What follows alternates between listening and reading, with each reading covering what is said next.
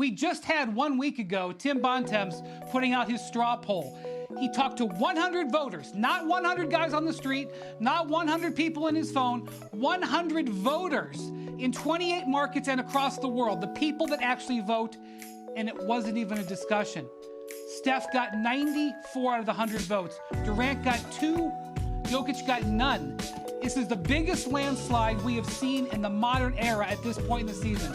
Does that mean that's where it's going to be in March? Of course not. Does that mean Nikola Jokic doesn't have a case? Of course not. But right now, the people who actually vote think Steph Curry is the MVP by a greater margin than Secretariat won the Belmont. Yeah. And that's just a reality. You can take it from there wherever you want to go.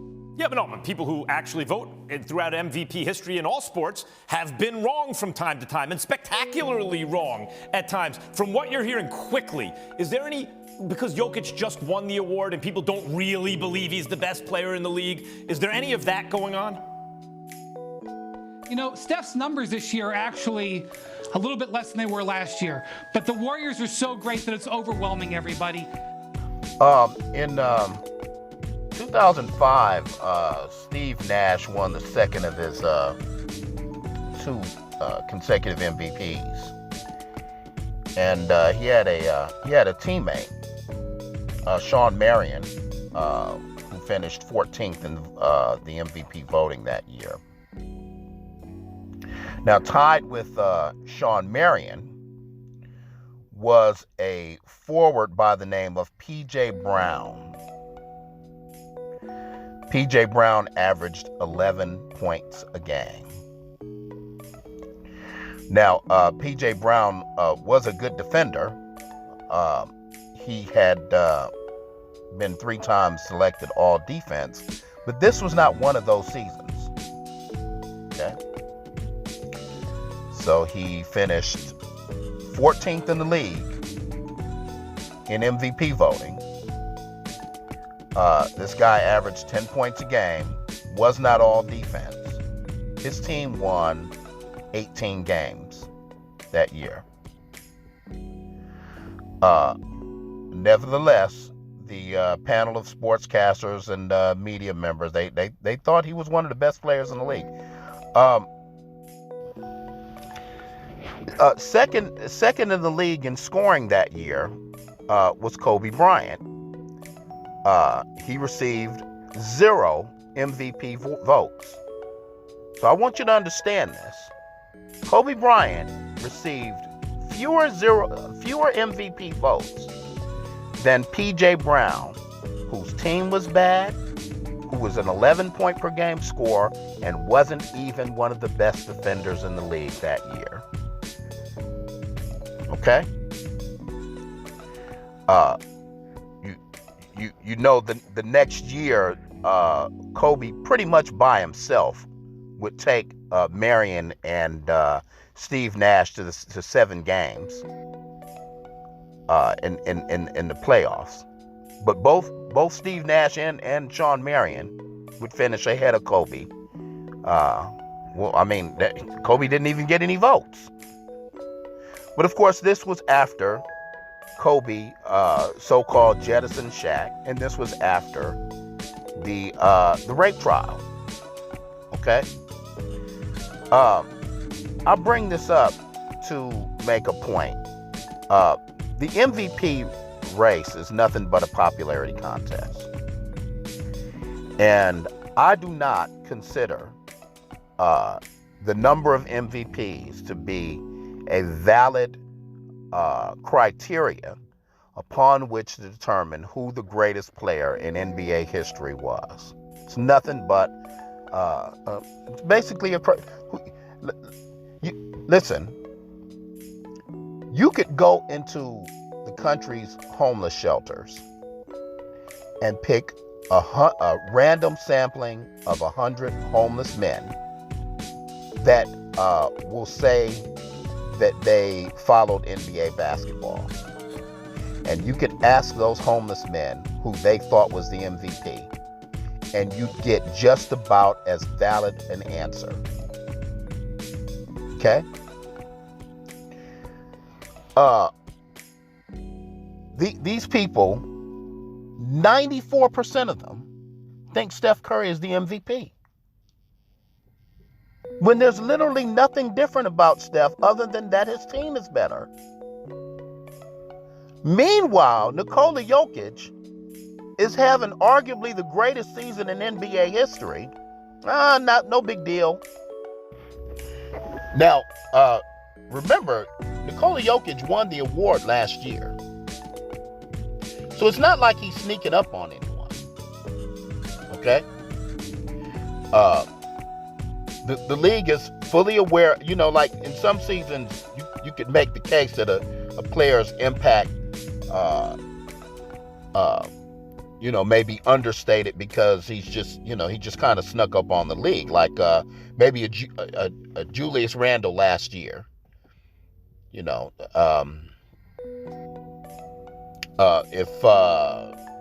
D'Lo's traditional stats were a little better, he'd be seriously in the MVP discussion. That would be a scenario wherein people, you could say, well, it's a small market team. They're not really, think of maybe like a Sabonis or, someone from a small market. That's not the case here, though. Nikola Jokic won the award. So for the media to think that he's the MVP, that Steph is the MVP, they have to be disregarding Jokic's superior stats this year. The fact that Kobe has the same number of MVPs as people like, Dirk Nowitzki. Derrick Rose has one MVP. Is Derrick Rose even a Hall of Famer? Probably, but Wes Unseld has one MVP. Okay. The media got around to giving Kobe basically a career MVP in 2008 because enough of them started to like him by 2008.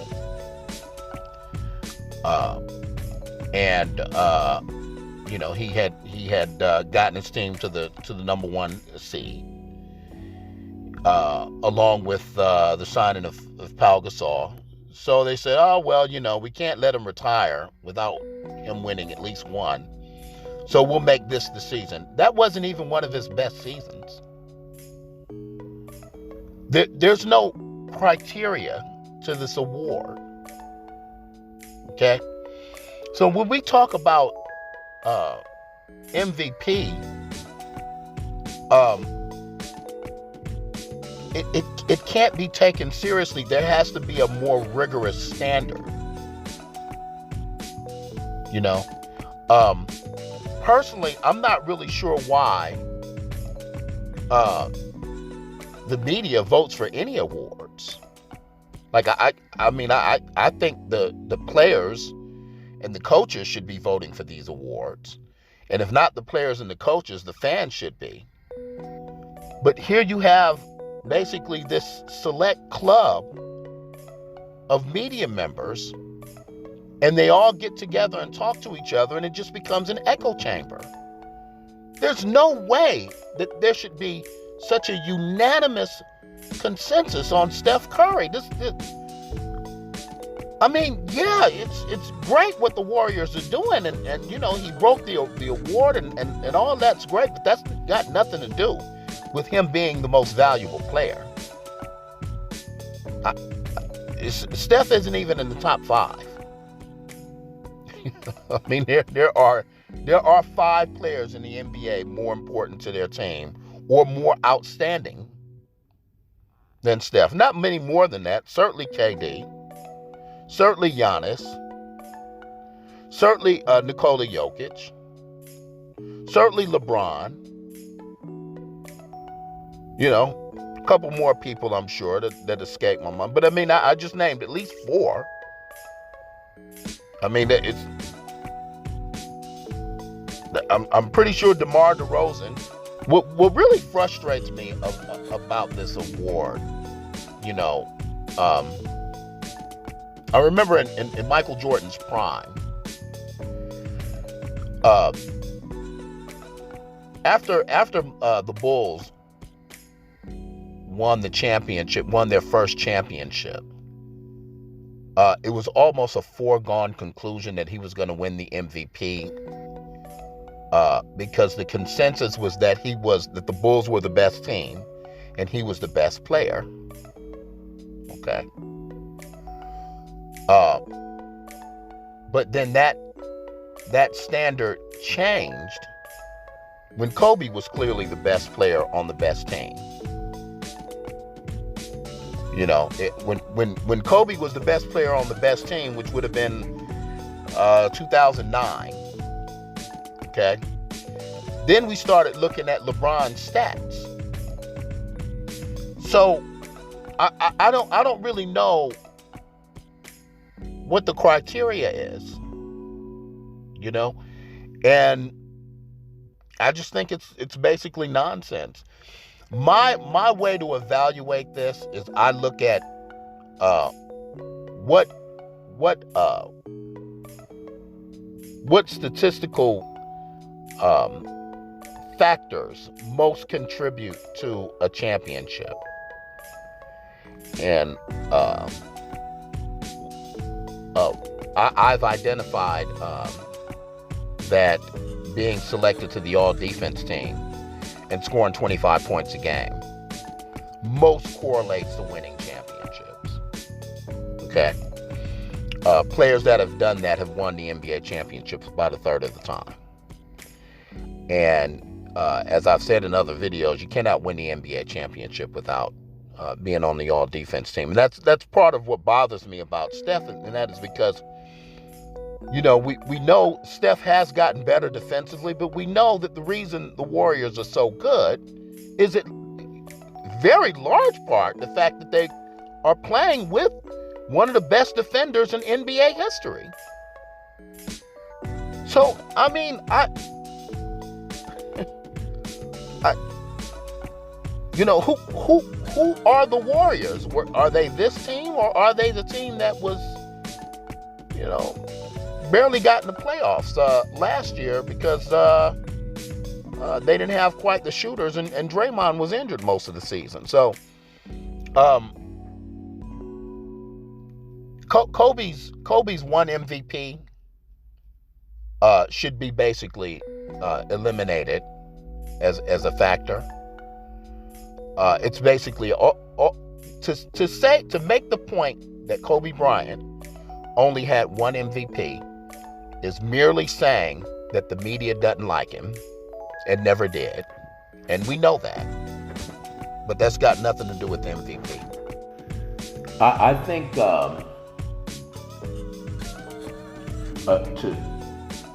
credit to other sports writers, media members in other sports, I'm thinking about baseball in particular, they tend to do a better job of being objective. And I've just got two words, Barry Bonds. Barry Bonds was always disliked, but that didn't stop the baseball writers from electing him MVP 7 times. He was clearly the best player, regardless of how he was accomplishing what he was accomplishing. He was the best player, and they didn't let the fact that they didn't like him personally affect their judgment. You know, Kevin Durant famously called many members of the media fanboys, and I think there's something to that. I think that it's probably the nature of the sport that media members get really close to particular players, and the players that tend to be, in addition to great, but also gregarious, and say the right thing. I think these media members, they fall in love, and they create narratives that overinflate the true impact of the player's career. And I've certainly noticed this phenomenon during the Shaq and Kobe years. Shaq was more likable. And a lot of people in the media just really resented Kobe and wanted him to stay in his lane. And I think they love LeBron. They love Michael Jordan in his era, and it sort of. I think other sports tend to do a better job of kind of getting out of their feelings and evaluating the players objectively. That's why my standard is a little bit different, But I will reiterate. I think to point out, Michael's 5 MVPs and LeBron's 4, and ask the question, well, how can Kobe be greater than those two players?